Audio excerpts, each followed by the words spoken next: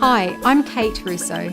In this video, we're going to be looking at the stigma faced by people living with psoriasis, and I'm also going to be giving you some tips on how you can address this stigma in social situations. People with psoriasis have two issues to deal with. Not only do we have to deal with the skin condition, which can be pretty challenging in and of itself, but we also have to manage the stigma associated with it. For some people, the stigma is the most distressing part. So what is stigma? Stigma is the negative attitudes towards those who are different to the norm. Social stigma is the reactions of the public, whereas self-stigma is when you turn those reactions onto yourself.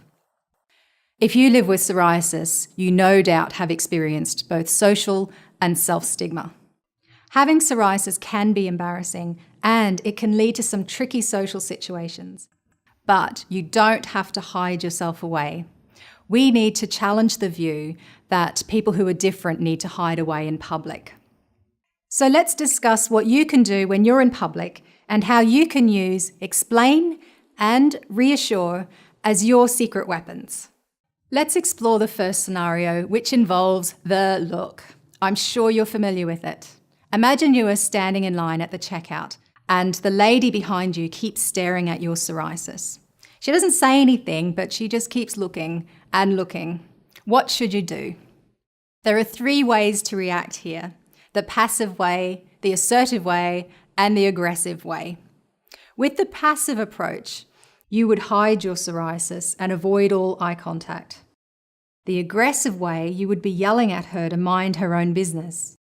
Both of these reactions actually increase the stigma of psoriasis. The assertive approach is different because you are taking control of the situation. Here's what you do. You explain and then you reassure. You want to explain what psoriasis is and then you reassure them that it's not contagious. So you would be saying something as simple as, "This is psoriasis, it's a skin condition, it's not contagious." You are educating them about psoriasis, you're normalising what it is, and you're actively working to stamp out the social and self-stigma. Let's now explore the second scenario, the comment. I'm sure you're familiar with this one too. Imagine you've just arrived at your doctor's surgery, you take a seat in the waiting room, and you notice a teenager is sitting there looking at your psoriasis. He looks and he stares, and then he says, "You should cover that up, that's really gross." How should you react? Well, in the passive approach, you would probably feel mortified and want to cover up your psoriasis. In the aggressive approach, you would probably shout at him because you'd feel really angry. Being assertive in this situation is a little more challenging because there's a bit of negativity in this interaction.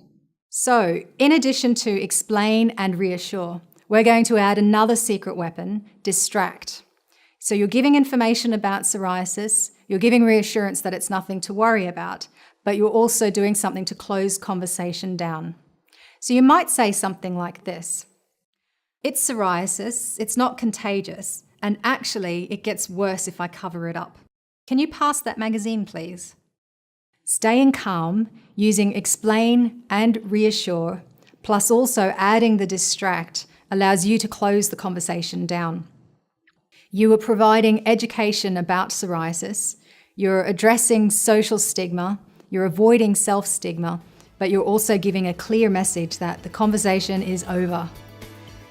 Explain, reassure, and distract are your secret weapons. If you know what to say in advance, you're going to be far more confident when out in social situations. All it takes is a little practice. By acting assertively in these situations, you are challenging the stigma of psoriasis, one social interaction at a time. Good luck.